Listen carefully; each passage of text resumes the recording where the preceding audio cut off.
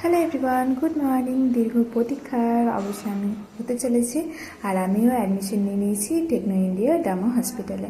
তো কেন সেটা তো বুঝতেই পারছেন, আমার প্রকাশনায় চলে এসেছে। আর বাকি সবটাই বলবো, কোন ডক্টরের আন্ডারে কেন বিজুসকে এখানে রাখা হয়েছিল সবটাই বলবো। তো চলুন তাহলে ভিডিওটা শুরু করি। এখানে কি কি ফেসিলিটি আছে সবটাই আপনাদেরকে জানাবো। তো চলুন তাহলে ভিডিওটা শুরু করা যাক। দিনটা ছিল 28শে নভেম্বর 2024, বৃহস্পতিবার। সকাল সকাল অ্যাডমিশন নিয়ে নিয়েছিলাম।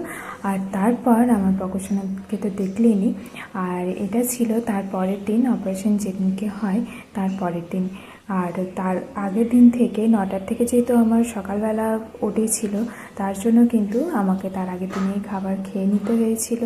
আর সেদিনটা আমি ঠিকঠাক ঘুমাতে পারিনি, যেদিনকে সি সেকশনটা হয়। তো তারপরের দিন খুব টায়ার্ড লাগছিলো, তো ঘুমিয়ে গেছিলাম। 8টার দিকে উঠেছিলাম। তার আগে আমাকে একটু স্যুপ দিয়েছিল, স্লাইন চলছিল, তাও স্যুপটা ভালো লাগছিল না। আর প্রচণ্ড, প্রায় 36 ঘন্টার মতো না খাওয়া, তাই আমার প্রচণ্ড খিদে পেয়ে গেছিলো। তো ডায়েটিশিয়ান যিনি ছিলেন, উনি ডক্টর সুনিপা চ্যাটার্জির কথা মতনই আমাকে এই খাবারগুলো রেকমেন্ড করেছিলেন, যে ডাল, ভাত, কলা ভাত ছিল, যাতে ইজি ডাইজেশন হয় তার জন্য, আর একটা সবজি ছিল। তো এটাতেই আমার এই দিনকার ডিনারটা কমপ্লিট হয়েছিল। আর এই দিনটা হচ্ছে থার্ড ডে, আমি উঠতে পেরেছিলাম একটুও, আর স্লাইন খুলে দিয়েছিল। তো আর পেছন দিকে শুয়েছিল মামুনি। প্রচণ্ড টায়ার্ড হয়েছিল, কারণ বাচ্চা তো নিউবর্ন, সেও তো কাঁদা করছিল, তো তার জন্যই কিন্তু রাত জাগতে হয়েছিল। তারপর ওকে খাওয়ানোর ব্যাপার ছিল, তার জন্যই। আর আমার খুব অস্বস্তি করছিল ওই দুটো বেনি বেঁধে, আর মুখটা খুব রাফ হয়ে গিয়েছিলো। তো তার জন্য ওখান থেকে যে কিটটা দিয়েছিল তার মধ্যেই ছিল ভ্যাসলিন, পাউডার, শ্যাম্পু, এসব ছিল, কিন্তু সেইগুলো আমি নিইনি। তো চিরুনি আর ভ্যাসলিনটা নিয়ে পরে চুলটাকে আঁচড়ে নিয়েছিলাম, আর মুখে একটু ভ্যাসলিন লাগিয়ে নিয়েছিলাম। তারপর ভাবলাম যে একটু যাই বাইরেটার দিকে দেখি। দেখলাম বেশ সুন্দর ওয়েদারটা আছে। যে কেবিনটা ছিল এসি কেবিন, তার মধ্যেও বাইরের দৃশ্যটা দেখতে কিন্তু খুব সুন্দর লাগছিল, হাওয়া দিচ্ছিল, তো গাছের পাতাগুলো নড়ছিল, তো আরও বেশি ভালো লাগছিল। আর সকালবেলা 8:30টার দিকটা ছিল, তো বেশ ভালো লাগছিল দেখতে। প্রায় 3 দিন বাইরেটা দেখিনি, আর প্রেগনেন্সির টাইমটাতে তো বাইরে কোথাও যেতে পারিনি, তো এই বাড়িটা দেখতে আমার বেশ ভালো লাগছিল। তো ভাবলাম যে এইগুলোই ক্যাপচার করে রাখি, পরে কখনো আপনাদের সাথে শেয়ার করব। তো এটা দেখতে দেখতে, বাইরের প্রকৃতি দেখতে দেখতে চলে এসেছে চাটা কিন্তু ছিল লিকার চা। লিকার চা আমার ভালো লাগে না, তো তাও কি করা যাবে, যেহেতু অপারেশন হয়েছে, তো লিকার চা তো খেতেই হবে। আর চিনি দেওয়া ছিল না। বিস্কিটটা কিন্তু এখানে ভালো করে র্যাপ করা ছিল, আর এটা আমাকে দিয়েছিল। আর যেহেতু মামুনি ছিল, কোথায় যাবে সকাল সকাল, তো মামুনির জন্য নিয়ে নিয়েছিলাম চা আর বিস্কুট। তো আমিও বিস্কুট খাচ্ছিলাম, আর মামুনিও তখন ফ্রেশ হয়ে চলে এসেছিলো, আর আমার বেবিকেও ফ্রেশ করে নিয়ে চলে এসেছিলো।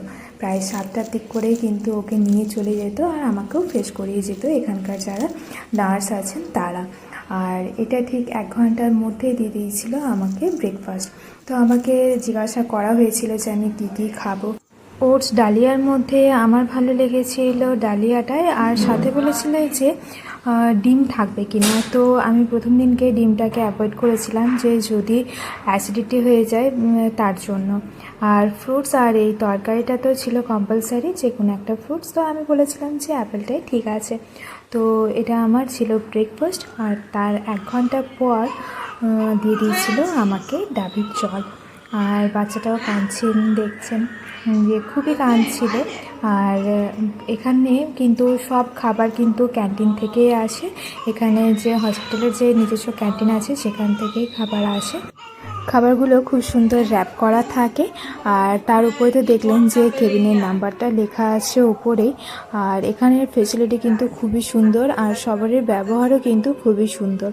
আর এরপরে চলে এসছে লাঞ্চে আছে সেদ্ধ ভাত আছে, ভাতটা একটু গলা ছিল, মাছ আছে, মিক্সড ডাল আছে, আলু সেদ্ধ আছে, এটা ছিল লাউয়ের তরকারি, আর দই।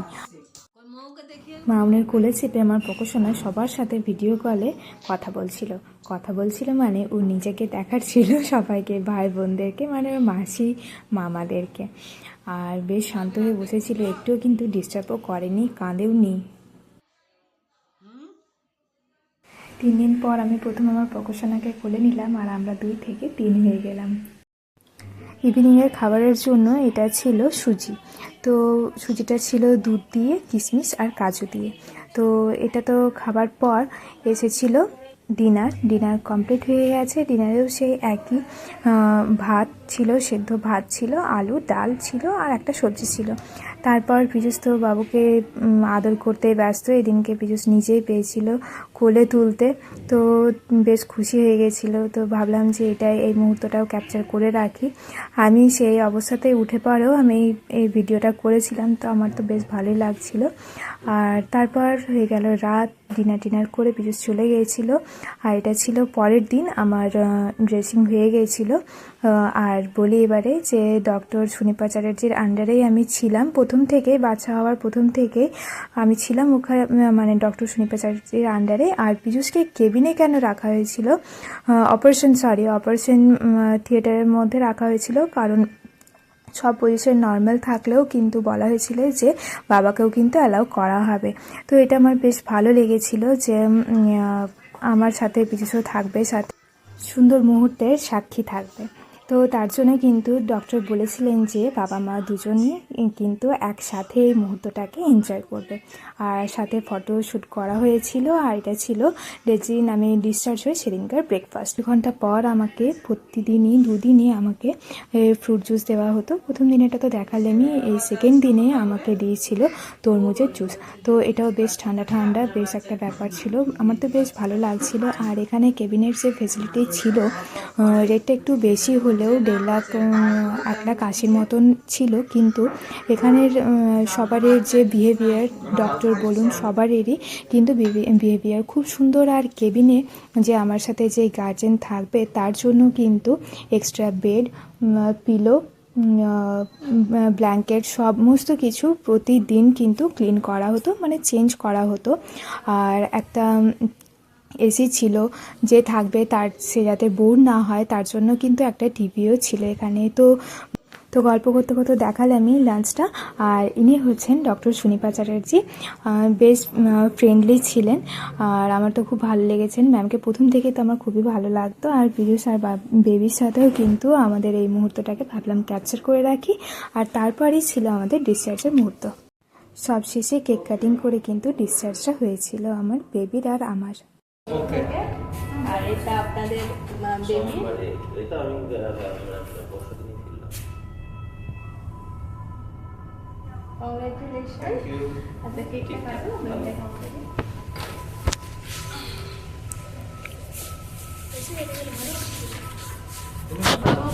ফটো উঠছে। কালকে একবার হয়েছিল।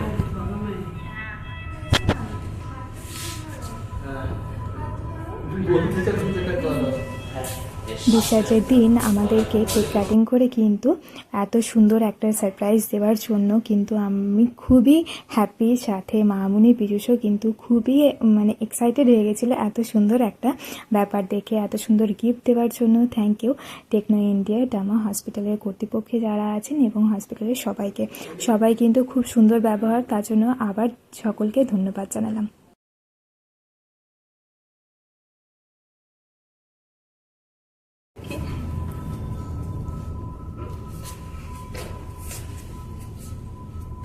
তোর ফোনটা না ছবি তুলে রাখো। সে আসবে। Congratulation, happy family. যারা নার্স ছিলেন তাদেরকে সবাইকে মা উনি কেক দিল। আর শেষ মুহূর্তে আমাকে স্ন্যাক্স দিয়েছিল পনির রোল। তো সবটাই তো আপনাদের সাথে শেয়ার করলাম। ভিডিওটা ভালো লাগলে লাইক, কমেন্ট এবং সাবস্ক্রাইব করে জানাবেন কেমন লাগলো। Tata, bye bye.